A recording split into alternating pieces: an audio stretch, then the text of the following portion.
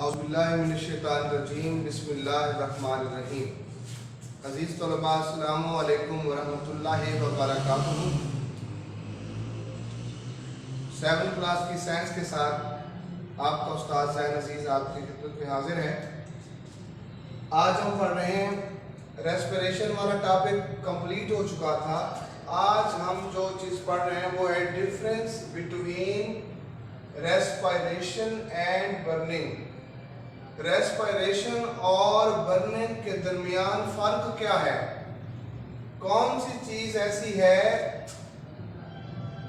जिसकी वजह से रेस्पिरेशन और बर्निंग के दरमियान फ़र्क है? डिफरेंस क्या है? बर्निंग का मतलब है जलना। रेस्पिरेशन से आप वाकिफ हैं। इन दोनों चीज़ों को हम समझ सकते हैं एक इक्वेशन की मदद से। रेस्पिरेशन में हम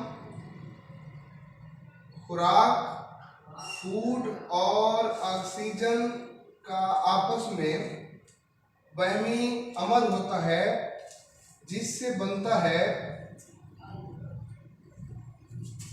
energy plus carbon dioxide plus water.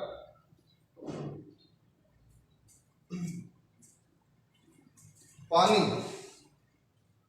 Respiration में खुराक की ऑक्सीडेशन से, खुराक और ऑक्सीजन के आपस में अमल से एनर्जी बनती है, कार्बन डाइऑक्साइड बनती है और वाटर बनता है। जैसा कि हम सब लोग जानते हैं कि खुराक हम किसके लिए इस्तेमाल करते हैं? एनर्जी के हसूल के लिए, एनर्जी हासिल करने के लिए हम खुराक खाते हैं। जो हम ऑक्सीजन बाहर के माहौल से जिसमें ले जाते हैं, ऑक्सीजन हेल्प करती है खुराक से एनर्जी निकालने के लिए, क्योंकि जब खुराक और ऑक्सीजन आपस में अमल करते हैं तो एनर्जी बनती है। एनर्जी के साथ साथ बनती है कार्बन डाइऑक्साइड और वाटर। कार्बन डाइऑक्साइड एनर्जी को जिस्म की ज़रूरियात के लिए, काम करने के लिए इस्तेमाल किया जाता है। कार्बन डाइऑक्साइड को जिस्म से बाहर खारिज किया जाता है और वाटर भी जिस्म को अगर ज़रूरत होगी तो वाटर जिस्म में रहेगा। अगर ज़रूरत से ज़्यादा पानी मौजूद है जिस्म में तो ये पानी भी जिस्म से खारिज हो जाता है पसीने के ज़रिए। तो रेस्पिरेशन का ये अमल है। खुराक की ऑक्सीडेशन होती है, बनती है एनर्जी, कार्बन डाइऑक्साइड और वाटर। जबकि बर्निंग का जो प्रोसेस है, बर्निंग में क्या होता है? बर्निंग में होता है ईंधन, गैस होती है। चाहे वो सुई गैस हो जो हमारे घरों में आती है, चाहे वो लकड़ी हो। जब भी जलने का अमल होता है उसके लिए हम ईंधन इस्तेमाल करते हैं। ईंधन ऑक्सीजन की मौजूदगी में आग पकड़ता है, जलता है। हमेशा आग ऑक्सीजन की मौजूदगी में लगती है। तो ईंधन और ऑक्सीजन मिलकर आपस में जब अमल करते हैं तो बनती है energy plus carbon dioxide gas plus water और पानी बनता है।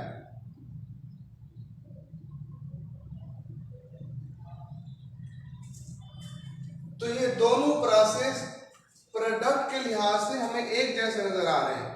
इसके प्रोडक्ट में जो चीज बनती है एनर्जी, इधर भी एनर्जी, इधर कार्बन डाइऑक्साइड, इधर भी कार्बन डाइऑक्साइड बनती है, इधर भी वाटर बनता है और इधर भी वाटर बन रहा है। यहाँ पे भी ऑक्सीजन इस्तेमाल हो रही है, यहाँ पे भी ऑक्सीजन इस्तेमाल हो रही है। फर्क क्या है रेस्पिरेशन और बर्निंग में? जो मेन फर्क है वो यही है, यहाँ पे खुराक के साथ ऑक्सीजन अमल करती है, यहाँ पे ईंधन के साथ खुराक अमल करती है। दोनों रिएक्शन, बर्निंग और रेस्पिरेशन का मकसद होता है एनर्जी का हसूल। बर्निंग में भी हम एनर्जी हासिल करते हैं, रेस्पिरेशन में भी हम एनर्जी हासिल करते हैं। बर्निंग में जो हम एनर्जी हासिल करते हैं वो पकाने के अमल में इस्तेमाल होती है। पकाने के अमल में जो बर्निंग में जो एनर्जी हमें हासिल होती है उससे हम चीज़ें पकाते हैं, उसको हम इस्तेमाल में लाते हैं या हम खुद किसी और चीज़ में इस्तेमाल करते हैं। ईंधन वाली एनर्जी को गाड़ियां चलाते हैं, फैक्ट्रियां चलती हैं, ईंधन से जो एनर्जी हासिल होती है पकाने के अमल में, गाड़ियों में, फैक्ट्रियों में और कुछ कारखानों में भी ईंधन से जो एनर्जी हासिल की जाती है, ये एनर्जी पकाने के अमल में, गाड़ियों में, फैक्ट्रियों में और कारखानों में इस्तेमाल की जाती है। रेस्पिरेशन में जो एनर्जी हासिल होती है हमें, वो हम काम करने के लिए, रोजमर्रा के काम करने के लिए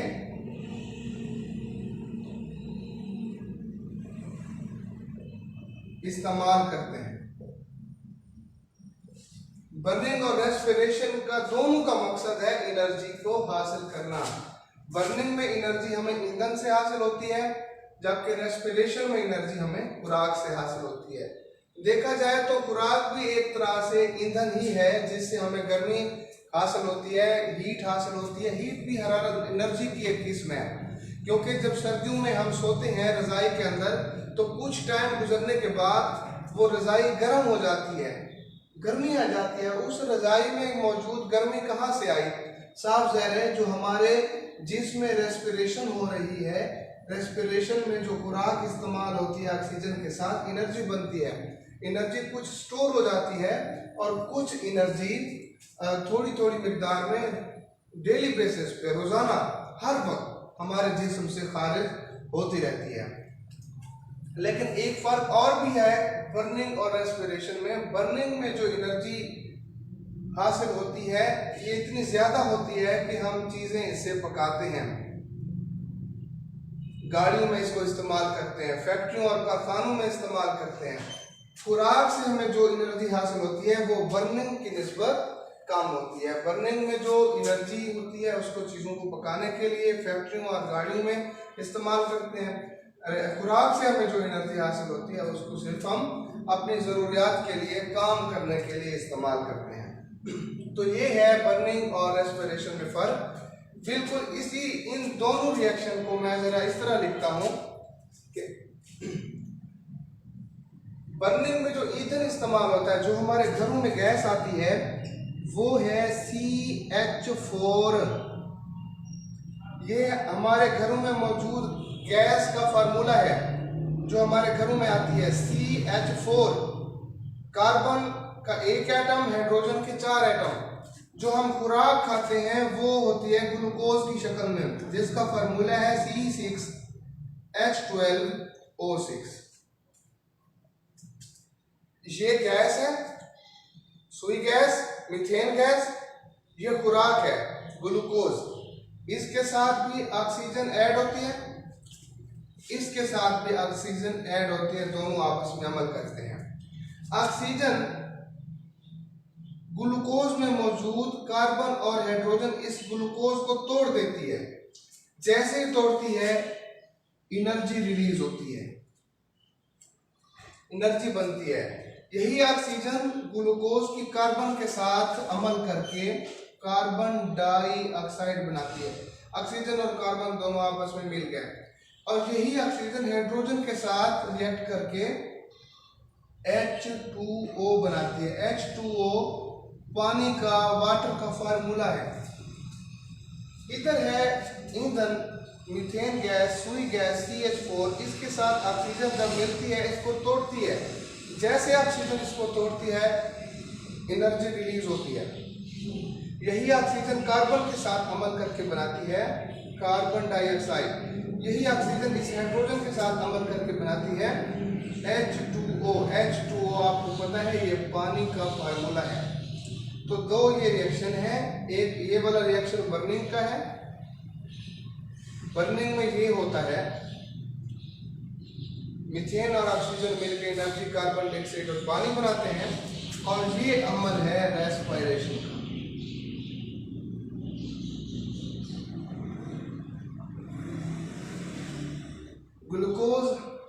ऑक्सीजन मिलकर एनर्जी कार्बन डाइऑक्साइड और पानी बनाते हैं। आगे छोटा सा टॉपिक है कॉमन कोल्ड। रेस्पिरेटरी सिस्टम की जो बीमारियां हैं, हमारे सांस लेने की निज़ाम की जो बीमारियां हैं, निज़ाम तनफ़ुस की जो बीमारियां हैं, वो इसमें दो हैं।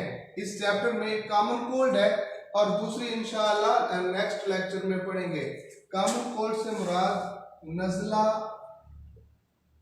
या जुकाम। आमतौर पे ये कंसेप्ट है कि ठंडी चीज खाने से नज़ला होता है, ठंडी चीज इस्तेमाल करने से नज़ला होता है, जुकाम होता है। बाज़ औक़ात लोग ये भी कह रहे होते हैं कि गर्मी की वजह से नज़ला जुकाम हो गया है, लेकिन असल बात यह है नज़ला जुकाम एक वायरस की वजह से होता है।